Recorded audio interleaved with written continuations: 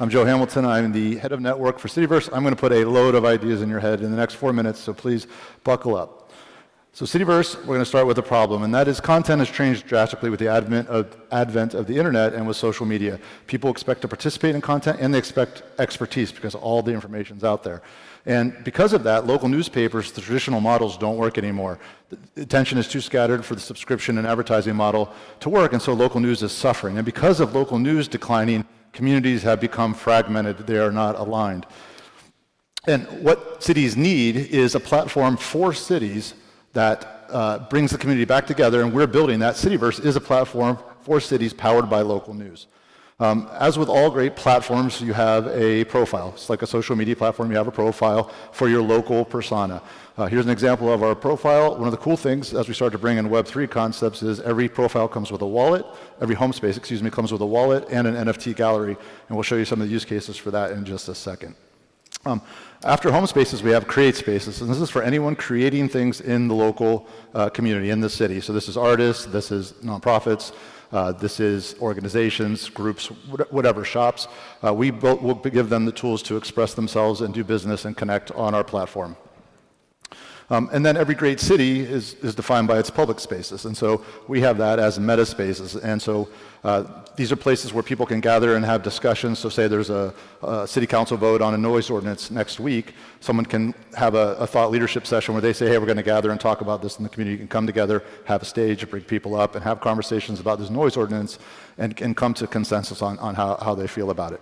Additionally, once we get our content up onto the platform, it creates life on the platform, which we can then add value to with things like giving artists galleries on the platform and then aggregating that art into local art markets. So you can have a now virtual version of a city art market in the Cityverse.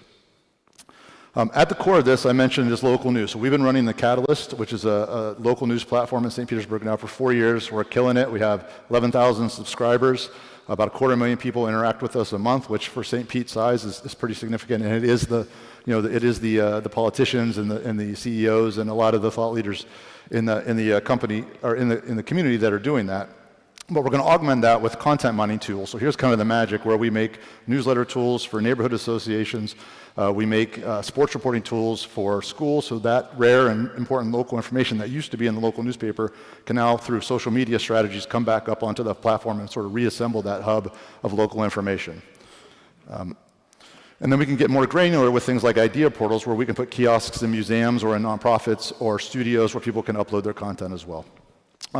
We have 2 tokens. We have a stable coin, which will be only useful. It's almost like an in-game currency for the city. It's only for transactions on the platform. And then we'll have an equity token, which is part of our scaling model. As we go into new cities, if you live in that city, you can buy a piece of that Cityverse and participate in its success. As we're down to 48 seconds, I think revenue might be an awesome question to ask. Here's our team.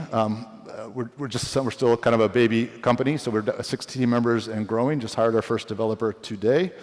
Some of our traction, like I mentioned, 250,000 touch points with Catalyst in St. Pete, 11,000 subscribers, and we're growing our Cityverse waiting list every day because we're already doing partnerships. So last weekend we did a partnership with a local half marathon, and a ton of people signed up, and when they get on Cityverse, their home space and their NFT gallery will automatically be populated with an NFT. And what this does is it starts to introduce Web3 concepts to the masses. They don't have to do anything. They just show up. They get a profile like they're used to with other social media platforms, and this NFT is there. We're doing a town hall in the future around other topics with artists. And proud to announce a couple local investors, Tampa Bay Rays, have invested. They like the concept enough to put our name on the mound, which I thought was super awesome. And just announced last week that Kathy Wood has invested. And from those orgs, Brian, the president, and Kathy have joined our board of advisors, which is now 2 awesome people. And that's Cityverse. Thank you. Thank you very much. Yep.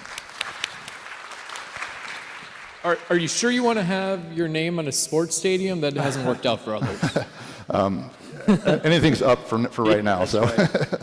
All right. When can we start with you? So how are you signing up cities, and what cities have you signed up? I'm sorry? How are you signing up cities? NFTs. So NFTs will have tons of use cases. The traditional ones, like you're an artist, you can have them in your gallery. We also want to use them as part of our incentive structure. So if you do a beach cleanup, that nonprofit might give you an NFT. And then we want to game, I like to say we want to Pokemon Go a city. So essentially, we can incentivize good civic action and reward that through different systems, almost like a game. So if you do participate in creating great content, sharing great ideas, amplifying other people's messages, and doing other things that are civically beneficial, you can earn rewards for that, some of which express themselves as NFTs. Also, we'll do partnerships with local theaters, and we sell tickets to the theater that might include an NFT, which would then go back to your gallery so that you can say, hey, I went to the show. Becomes a source of civic expression, but it also gives exposure to that art and to that show or whatever that people went to, because now their ticket stub is in their gallery. So a lot of it is about sharing the ideas around the city. One of our golden rules is no financial incentives. So when you hear me talk about use cases for this, everything is going to be about building civic awareness, building understanding of what's going on, sharing ideas and things like that. So we're trying to reduce monetary value around our NFTs. Awesome presentation. How do you think about when you're actually signing up cities, and I like where Wen is going with this question, are you going and signing up cities on from a top-down level, and you're going to the agencies or the bureaucracies or the government to or City Hall and so on and so forth to go get people on board, or is it bottoms up? And if it's bottoms up, what are the demographics that you think are most likely to participate in Cityverse and be early adopters of the program and then spread it out within that community? Awesome question.